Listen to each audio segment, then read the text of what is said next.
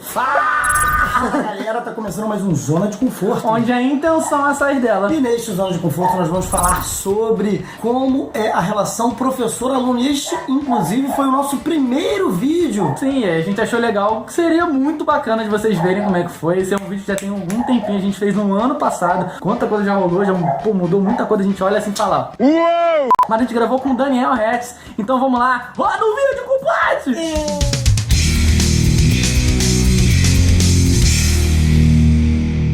Se há uma coisa que em educação não pode ficar ausente, é a capacidade de amorosidade, isto é, do vínculo afetivo com as pessoas. É preciso um amor, que não é um amor de natureza erótica, mas é de natureza de vínculo, de respeito, de capacidade de cuidado. E a educação não pode ter ausente dela essa amorosidade. Tem uma hora que você tem a sensação que você chegou em algum lugar. E essa é a hora mais perigosa, porque você cai naquela famosa acomodação. Aí fica difícil, né? Quando você se acomoda e você acha que você só tem algo agora a transmitir para o outro e que você não tem mais nada para evoluir, para crescer, paradoxalmente você começa a perder a sua excelência. Eita porra! Isso é tão interessante porque é que nem um relacionamento. Quando você acha que o casal encontrou uma estabilidade e você acredita nessa estabilidade, imediatamente começa a ter uma corrosão naquele relacionamento. Uma das questões mais brutais da espécie humana é nosso apego à zona de conforto. Então, por exemplo, um professor, ele acha que ele já tem atribuições e conhecimentos e já tem coisa para transmitir para o outro. E aquela experiência só é uma experiência de doação. Esta zona de conforto faz com que todas as mudanças sejam vistas com certo medo. É só uma repetição do que ele já faz. Naquele momento, ele começa a perder excelência e perder qualidade. Porque a mudança causa o desconforto do desconhecido. A experiência de dar aula é a experiência do aprender. É claro. O aluno ter uma transferência afetiva, de interesse, de carisma, de desejo de estar lá recebendo do professor, ela só acontece se a transferência também for o inverso. O professor também ter uma transferência em relação aos seus alunos. É verdade. A sensação de que aquele momento que ele está lá falando aquelas coisas é um momento precioso para ele, que alguma coisa ele está apreendendo, renovando daquela experiência. Ele tem toda a razão. O momento que ele vai lá só para uma atividade profana, de, por exemplo, se sustentar, ganhar dinheiro, aquela experiência, uma experiência só de repetição, ele começa a perder qualidade. Nós preferimos o mal que eu estou acostumado à possibilidade de um bem que foge ao meu controle. É a necessidade de você estar o tempo inteiro atento à perspectiva de que é infinito o que você tem para evoluir e aprender. Tudo aquilo que é seguro, mesmo que não seja confortável, nós vamos mantendo. Isso, por um lado, é exaustivo, porque você perde a ilusão de que tem uma hora que você vai chegar em algum lugar. Não tem uma hora que você vai chegar em algum lugar. Sabia não? É sempre um eterno processo de evolução. Sai da zona! Sim, tem que estar com o satélite ligado para poder captar tudo, inclusive para receber as coisas novas que vêm. É verdade. Quer dizer, às vezes não. Eu sinto que é muito importante estabelecer com as pessoas que você trabalha, com as pessoas que você convive, com a sua família, com seus amigos, com seus alunos, você estabelecer uma relação de carinho. Mas é uma relação de carinho que é a troca. Ai, que tudo! E a troca é algo que faz você aprender e você não deixar de acreditar que qualquer um pode lhe ensinar. Eu me sinto muito mais confortável quando usam, às vezes, a linguagem que eu uso também. Ou usam referências que são da minha época, por exemplo, que eu posso entender. Eu não entendi. Eu sim. Já aconteceu de falarem, porque eu falando de 1970 na coisa, eu falei, pô, mas não tá me atingindo, não tô entendendo. Eu não entendi o que ele falou. É claro que a gente tem que ter um joguinho de cintura, a gente sabe também que todos nós somos diferentes e que a gente tem que estabelecer um tipo de relação diferente com cada um ali para poder se encaixar, as coisas se encaixam, a gente sabe disso. Mas de uma maneira geral, a gente tenta estabelecer relações que sejam sempre produtivas. Falou pouco, mas falou bonito. Isso é uma coisa muito importante, né? Os professores, os diretores, os atores que já têm mais experiência, quando estão com jovens atores, essa perspectiva de que você não está lá só para doar, você está lá também para receber. Legal!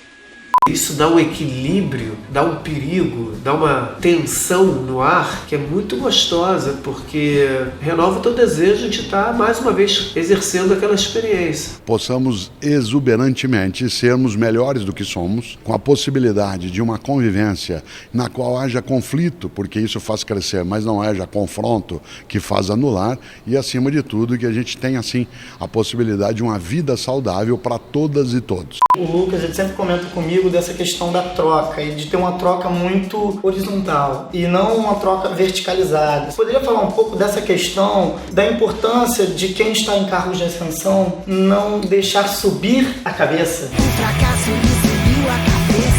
Esse negócio do narcisismo é uma coisa importante, né? Porque a ilusão de que você tem poder de alguma coisa, ela é uma ilusão masturbatória, né? Exatamente. Porque frente a tanto crescimento que cada um de nós tem que ter ainda, tanta evolução, uma certa reserva de humildade, ela é fundamental ser abastecida.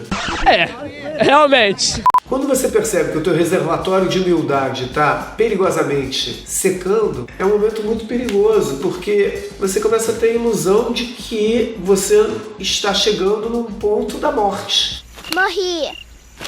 Porque qual é a morte? A morte eu não tenho mais nada para fazer, para evoluir. Então é uma morte simbólica também, eu não tenho mais o que evoluir. Que merda, hein? Mas não é uma performance de ser humilde, é realmente você entender de que não existe você chegar em algum lugar. Existe a dinâmica da vida. Ai, que lindo, cara! A dinâmica de estar aprendendo. Que coisa mais linda! Seja ganhar um prêmio, ter uma boa crítica, ficar famoso, tudo isso são forças ilusórias muito gostosas até. Não está errado em você ter prazer por isso, mas isso não pode ter a força de secar o reservatório da humildade, porque você vira um bobo. Humildade, disciplina, Senhor, Senhor! Você tem que acreditar que a vida tem um mundo ainda para ser descoberto em você mesmo e no outro, e que o outro é tão importante quanto você. Olha que legal, olha que bacana. Então uma pessoa que está começando a fazer teatro, ela é tão importante quanto você que já está há 30 anos fazendo teatro. Empolgante. Bota Paulo Freire. Eu estou sempre aberto a substituir uma certeza por outra que eu não conhecia. E uma coisa também que eu acho que é o contraponto, assim, eu já passei e eu acredito que você já tenha passado, que é aquela pessoa que ela passa a criar um ódio absoluto pela pessoa que ela deveria tentar buscar um lugar de admiração. Reflita sobre isso e aprecie a quem você encontrar agora. Hoje em dia eu vejo que tem muita gente aí que não está aceitando muito bem, pegar um exemplo qualquer, ser dirigido, sabe? Ela acaba criando, ela fica na pisaninha, entendeu? Já avisei que vai dar merda isso. Essa relação diretor-ator, professor-aluno, é uma relação de tensão porque tem uma questão que tem que ser construída, né? Essa possibilidade de você confiar no outro. E é seguro? Você confia em mim? O quê? Confia em mim? Então eu acho que não é à toa que tem filmes sobre isso, né? Que é essa ideia, por exemplo, um maestro com a orquestra, né?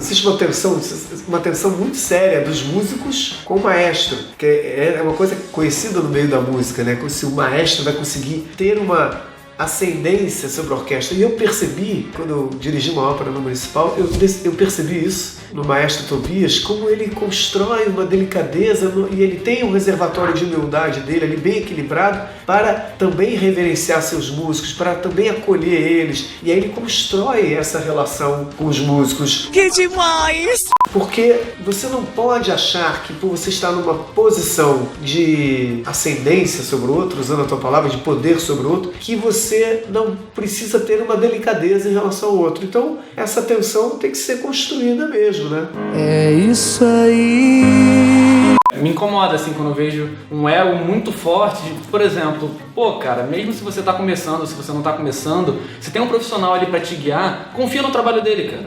É isso aí.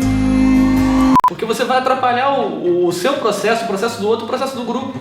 É isso aí. Você se propôs a fazer? Então, vai lá e faz, cara. Fica criando 1 milhão de questões em cima, pô, o cara tem experiência, show, o cara não tem experiência, show, confia, velho.